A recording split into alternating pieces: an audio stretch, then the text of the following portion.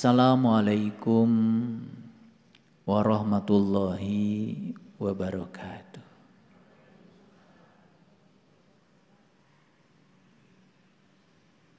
Alhamdulillahillazi nuri qulubana wa binuri ma'rifati wal isbatul yakin wa adkhilnal ma'al awliya'i was solihin wasyuhada wasyiddiqin. Asyhadu an la ilaha illallah wahdahu la syarikalah rabbul alamin wa asyhadu anna Muhammadan abduhu wa rasuluhu asrafal anbiya'i wal mursalin Sayyidina Muhammadin wa ala alihi wa sahbihi ajmain. Subhanaka la ilma lana illa ma 'allamtana innaka antal alimul hakim. Subhanakallahumma rabbana wa bihamdika asyhadu an la ilaha illa anta astaghfiruka wa atubu ilaik. Astaghfirullahaladzim. Astaghfirullahaladzim.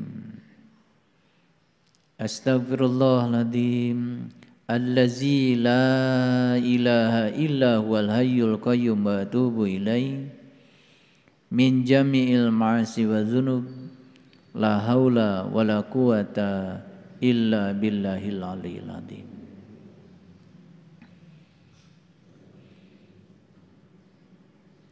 Judul besar hidup itu bukan tentang menerima.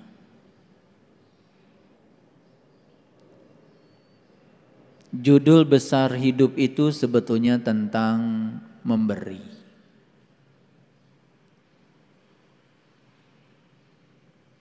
Jadi kalau kita ingin bahagia, berikan saja lebih banyak kebahagiaan pada orang lain.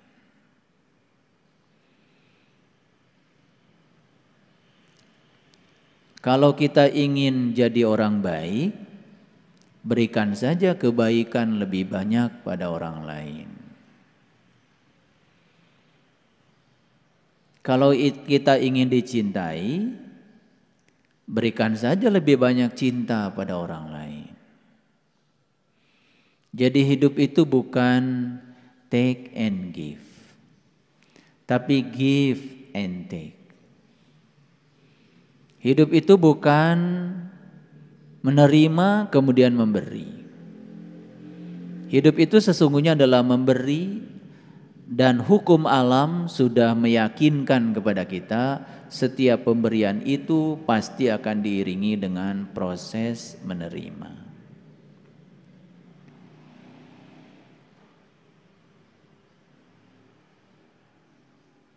Jadi aneh sekali kalau kita ingin bahagia, tapi terus menuntut agar orang lain melakukan sesuatu yang membuat kita bahagia. Tapi kita tidak membuat sesuatu bagi orang lain yang membuat orang lain bahagia. Aneh. Itulah yang kebanyakan dilakukan banyak orang yang awam. Saya bicara awam berarti berbicara tentang mereka-mereka yang belum mencapai kesadaran. Oleh karena itu para sahabat, berulang kali saya menyampaikan bahwa satu-satunya harta pusaka kita yang kita miliki saat ini adalah waktu yang tersisa dalam hidup yang entah berapa jam lagi. Kenapa saya sebut harta pusaka? Karena waktu itulah peluang yang diberikan semesta buat kita mengumpulkan bekal. Karena saat kita mati kita tidak akan ditanya apa keyakinan kita. Pada saat kita mati kita pun tidak akan ditanya apa baju agama kita. Pertanyaan kematian adalah satu, berapa banyak orang yang sudah kau bahagiakan dalam hidup? Itu yang disebut dengan amal kebajikan. Karena puncaknya akhlak adalah Bagaimana kita memperlakukan orang lain. Itu sebetulnya. Itu puncaknya akhlak. Oleh karena itu, pada kesempatan yang penuh berkah ini, saya akan mengawali kajian kita dengan menyampaikan satu ayat yang membuat saya merinding kalau baca ayat ini. Dan disilahkan para sahabat untuk melihat tayangan di layar monitor. A'udzubillahi minasyaitonirrajim. Bismillahirrahmanirrahim. Falau anna lana karrotan fanakuna minal mu'minin. Maka sekiranya kita dapat kembali sekali lagi, niscaya kami akan menjadi orang-orang yang beriman. Siapa yang sedang berbicara ini kira-kira? Yang sedang bicara ini adalah orang yang belum mencapai iman. Baru akan beriman kalau mereka diberi kesempatan sekali lagi datang ke sini. Berarti orang ini sudah tidak punya harta pusaka yang bernama waktu yang saya sampaikan tadi. Sudah habis kesempatan untuk berbuat bagi dia. Maka dia merengek-rengek, maka sekiranya kita dapat kembali sekali lagi, niscaya kami akan menjadi orang-orang yang beriman. Mungkin dia dulu hanya mengaku sebagai orang yang beriman. Dan mengaku sebagai orang yang beriman, ya namanya juga mengaku. Belum tentu diaku. Klaim bahwa dia sebagai orang yang beriman tidak akan memunculkan ciri-ciri orang beriman. Dan aneh sekali kita sering membuat ciri-ciri orang yang beriman itu terkadang dengan sesuatu yang tidak pernah diajarkan oleh leluhur kita. Saya tidak menemukan satu hadis pun yang disampaikan Nabi Muhammad yang menyatakan ciri orang yang beriman itu, mohon maaf, rajin sholat misalnya. Gak ada. Ciri orang yang beriman itu rajin ke masjid. Gak ada hadisnya. Ciri orang beriman itu rajin bangun malam. Gak ada. Saya tidak menemukan. Ciri orang beriman kata Nabi, jika dia jalan mendapati satu ranting yang membahayakan orang lain dan dia tidak singkirkan itu ranting, dia tidak orang beriman. Jadi seorang Nabi Muhammad sekelas beliau membuat ciri orang beriman itu tidak dalam ritual, tetapi sudah dampak dari ritual. Sudah jauh lebih dalam lagi. Sudah berbicara cinta, kepedulian, cinta kasih, welas asih. Itu yang diceritakan. Tidaklah disebut orang yang beriman jika dia tidur nyenyak sementara tetangganya tidak bisa tidur karena kelaparan. Itu iman yang disampaikan leluhur kita. Dan kita menganggap sepele. Ada tetangga kelaparan dan ketika kita pulang dari masjid dan menganggap kita ini sudah beriman karena kita sudah menyembah Tuhan di masjid kita itu. Padahal Tuhan yang nyata tetangga kita tidak kita pedulikan. Yang goib terus kita sembah, yang nyata tidak kita pedulikan. Huwal awal wal akhir wad dhahir wal batin. Dialah yang awal, dialah yang akhir, dia yang dohir, dia yang batin. Dia yang maha goib sudah merefleksikan diri menjadi dia yang maha nyata. Tapi kita masih sering terjebak pada yang goib saja.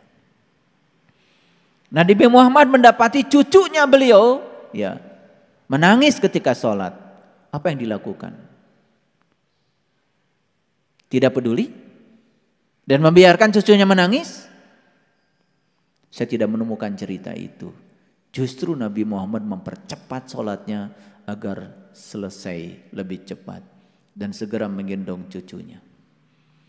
Ini kesadaran tingkat tinggi.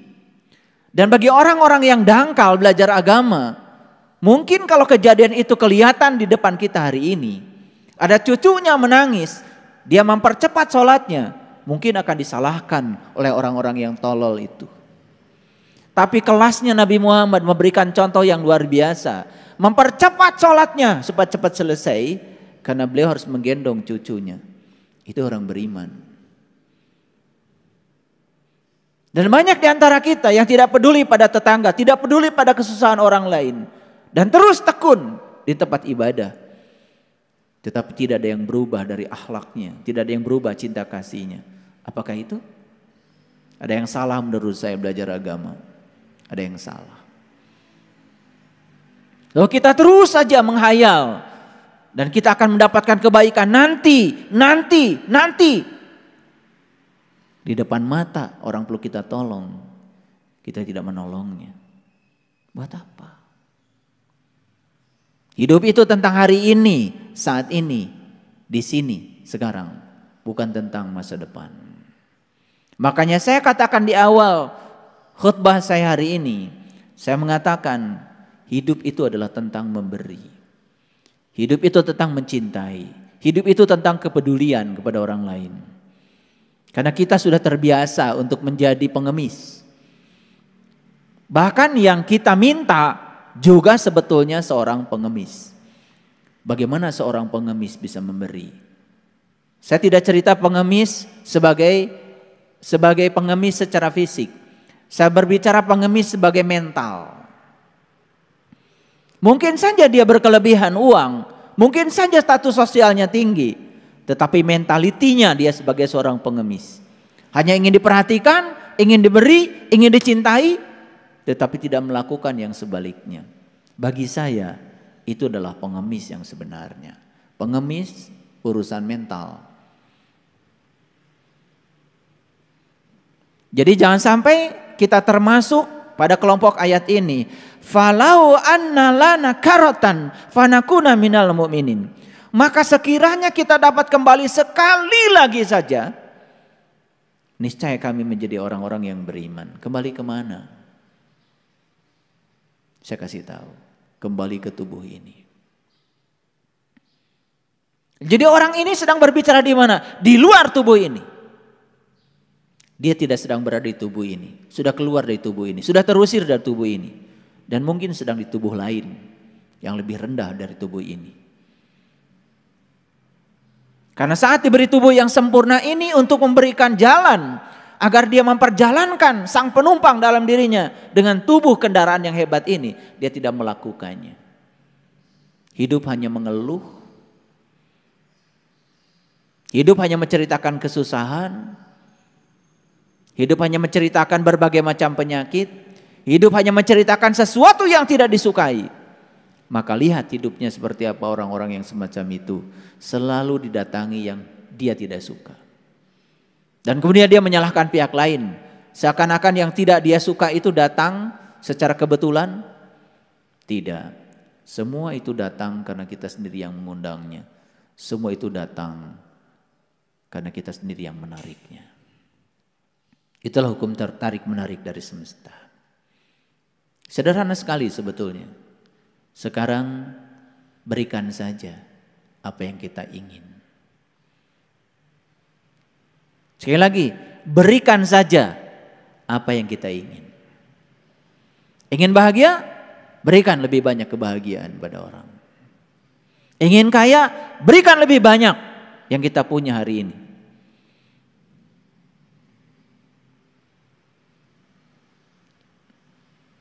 Ini tantangan dari saya.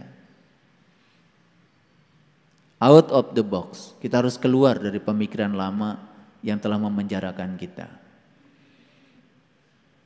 Jalan-jalan lama yang sudah membuat kita terjerembab di jalan itu. Dan kita tidak mengalami kemajuan apapun. Tempuhlah jalan baru yang menakjubkan.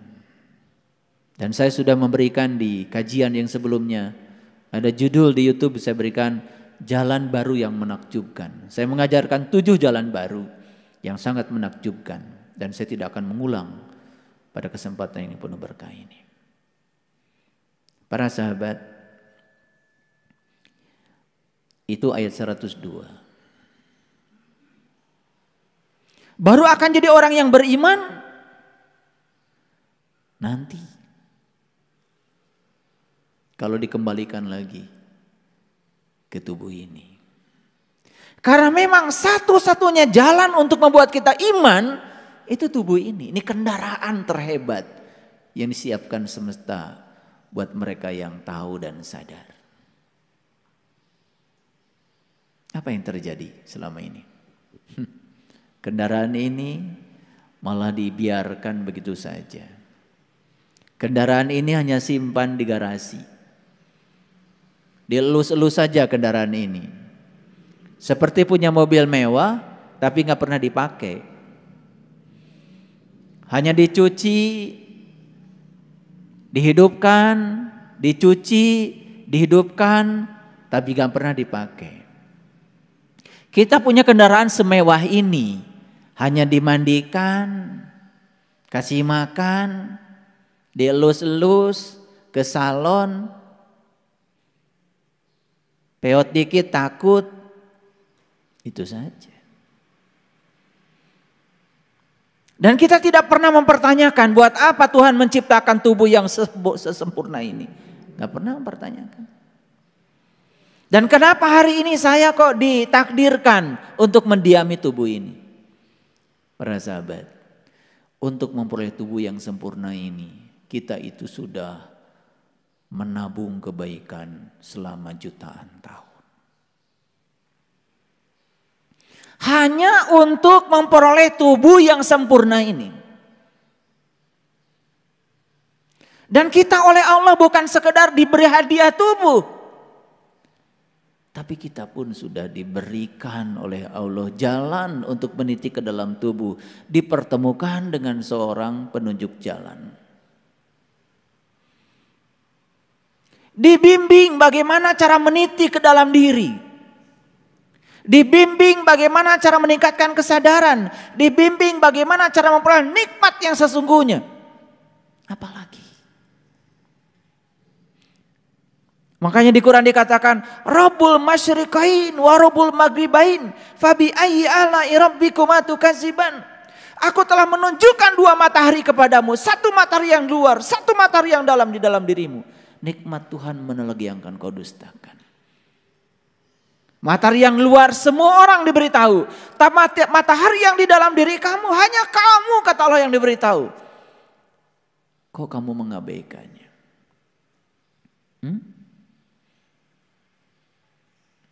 Luar biasa. Ada yang bertanya sama saya. Kenapa Nabi Ibrahim ketika sudah menyaksikan matahari beliau mengatakan, aku sudah berlepas dari dosa syirik. Itu diabadikan di Quran surat Al-An'am. Ketika beliau menyaksikan matahari, beliau mengatakan, wa ma ana minal musyrikin. Aku hari ini tidak termasuk lagi orang-orang yang mempersekutukan Tuhan dengan selainnya. Dan itu diabadikan menjadi doa iftitah oleh Nabi Muhammad. Kan itu yang kita baca setiap sholat, betul?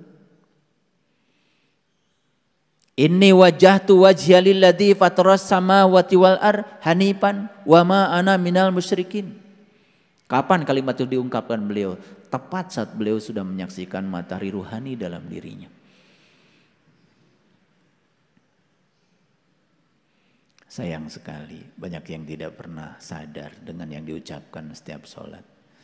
Cuman mengucapkan dan mengucapkan saja tanpa kesadaran.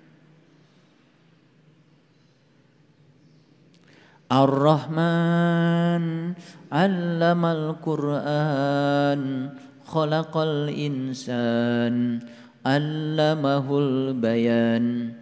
Asy-syamsu wal qamaru bihusban wan najmu wasyajaru yasjudan. Itu di Quran dikatakan begitu. Matahari, bulan dan bintang-bintang. Was-samaa'a rafa'aha wa wada'al mizan alla tatghaw fil mizan. Wa aqimul wazna bil qisti wa la tukhsirul mizan والأرض وضعها للأنام فيها فاكهة والنخل ذات الأكمام والحب ذو العصف والريحان فبأي آلاء ربكما تكذبان. Tahu saja artinya rahasia surat Ar-Rahman. Luar biasa. Makanya Nabi Muhammad ketika tanya, ya Rasulullah, apa sih Ar-Rahman? Ar-Rahman, Rahmanud dunya. Ar-Rahim, Rahimud dunya wal akhirah. Rahman itu adalah welas asih manusia kepada sesama manusia. Dan sifat ulas asih manusia kepada sesama manusia hanya akan timbul kalau seseorang sudah mendapatkan ar-Rahim, welas asihnya dia kepada Allah, welas asihnya Allah pada dia. Makanya temukan dulu ar-Rahim, baru kita akan menjadi ar-Rahman. Makanya dibacanya kan kebalik ya, ar-Rahman, ar-Rahim. Padahal dalam perjalanan spiritualnya temukan dulu ar-Rahim, baru akan muncul ar-Rahman. Jadi Rahim itu sebetulnya adalah bertemunya kita dengan sumber cinta. Begitu kita bertemu dengan sumber cinta, maka kita akan menjadi cinta itu sendiri. Siapa yang sudah menjadi cinta, maka dia akan menjadi sumber cinta bagi semesta. Makanya puncaknya iman itu sebetulnya adalah kepedulian. Jadi jangan ambon sorangan, jangan bikin ukuran-ukuran yang keliru. Menyatakan iman itu dengan ukuran-ukuran yang tidak diajarkan leluhur kita. Karena ukuran iman itu adalah itu. Baik, kembali lagi pada ayat ini. Ya, falaul anna lana karotan fatakuna minal mu'minin, maka sekiranya kita dapat kembali sekali lagi, niscaya kami akan menjadi orang-orang yang beriman. Itu ada dialog itu, luar biasa itu. Dialognya kira-kira seperti ini. Ya Allah Tuhan kami, kembalikan aku ke dunia. Niscaya aku akan menjalankan amal soleh yang Kau ridhoi. Itu ada kata-kata begitu. Jadi minta dikembalikan ke dunia, akan menjalankan amal soleh yang diridhoi. Nah dulu kalau begitu dia melakukan apa? Ya melakukan amal salah yang tidak diridhoi. Maka dia baru janji akan melakukan amal soleh yang diridhoi. Tapi jawaban Allah itu cuma dua. Satu jawabannya, tidakkah aku memanjangkan umurmu dalam masa yang cukup bagi kamu untuk berpikir? Dan kenapa kamu tidak berpikir? Satu. Jadi ketika merengek-rengek minta dikembalikan ke dunia, bahkan merengek-rengek minta dikeluarkan dari neraka, jawaban Allah itu cuma dua. Satu jawabannya, tidakkah aku memanjangkan umurmu dalam masa yang cukup untuk berpikir, dan kenapa kamu tidak berpikir? Itu jawaban yang pertama. Dan jawaban yang kedua, tidakkah datang seseorang yang memberi peringatan kepada kamu, dan kenapa kau abaikan peringatannya? Cuma dua. Jadi ketika merengek-rengek dikeluarkan dari neraka, merengek-rengek ingin dikembalikan ke dunia dalam keadaan bahagia, jawaban Allah cuma dua. Satu, kenapa kamu gak mikir? Yang kedua, tidakkah datang seseorang yang sudah ngasih peringatan kepada kamu? Baik, bisa paham ayat ini? Nah, apa kira-kira yang bisa sahabat ambil dari pesan ayat ini? Ada yang bisa diambil? Pesannya apa? Kan ini, maka sekiranya kita dapat kembali sekali lagi, niscaya kami akan menjadi orang-orang yang beriman. Apa pesan yang bisa diambil dari ayat ini? Satu, mumpung kita sedang di sini, sedang di tubuh ini, manfaatkan keberadaan kita di tubuh ini, mumpung kita pun masih diberi harta pusaka yang bernama waktu untuk menjadi orang yang beriman. Sekarang, di sini, saat ini. Itu pesan yang pertama. Pesan yang kedua tentu saja, yang namanya iman itu bukan seperti kebanyakan orang. Tanya semua orang di semesta ini apa artinya iman. Pasti semuanya jawabannya sama. Iman itu percaya. Boleh nggak kita mengartikan iman percaya? Boleh. Tapi percaya itu harus berdasarkan bukti. Dan selama ini kita tuh banyak mempercayai sesuatu yang kita sendiri nggak bisa membuktikan. Itu yang aneh. Padahal definisi iman kata Rasulullah, al iman tasdikun bil qalbi wa ikrarun bil lisan wal amalun bil arkan. Iman itu urusan kolbu, urusan kolbu. Pembenaran oleh kolbu itu iman. Dan siapa saja yang sudah bisa membenarkan dengan kolbunya, pasti lisannya akan benar. Dan siapa saja yang lisannya sudah benar, pasti amal perbuatannya akan benar. Merembet menjadi lisan dan amal perbuatan. Kan mulainya dari mana? Dari kolbu. Kalau bahasa psikologi, ya kita tidak mungkin bisa berkata dan berbuat kalau tidak ada produk dari pikiran. Tapi pikiran yang mana? Pikirannya orang beriman dong. Dan pikirannya orang beriman itu satu. Pikirannya itu sudah dikendalikan oleh kesadaran. Hati-hati ya. Apa bedanya orang beriman dengan orang yang tidak beriman? Orang yang belum beriman, pikirannya merajai dirinya. Pikiran menjadi pengendali. Tapi orang yang sudah beriman, pikiran itu sebagai pelayan, bukan sebagai majikan. Jadi pikiran itu yang melayani. Dan majikannya dia itu adalah kesadaran. Aduh. Kalau kita ngaji beneran sebetulnya ditambah jujur sedikit itu baru ketahuan kita itu seperti apa. Tapi kalau ngajinya terus aja mohon maaf ya, baca lagi, yang dibaca cuma kita nggak ngerti, pesannya tidak dapat, ya sudah, ya.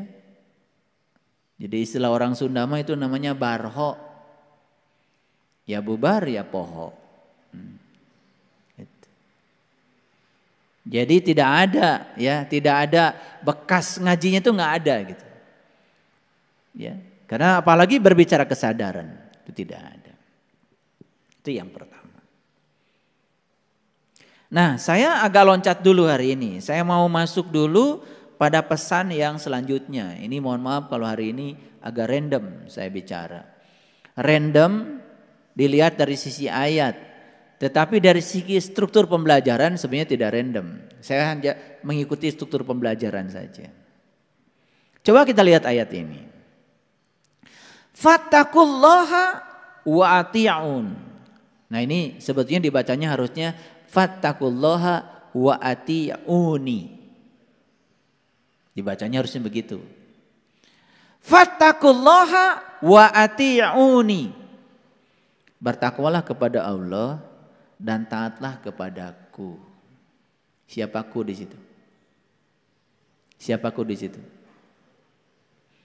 Ya tentu saja. Ku di situ di zamannya Nabi Muhammad masih hidup, ya Nabi Muhammad dong. Kan ayat ini pertama jatuh kepada Nabi Muhammad.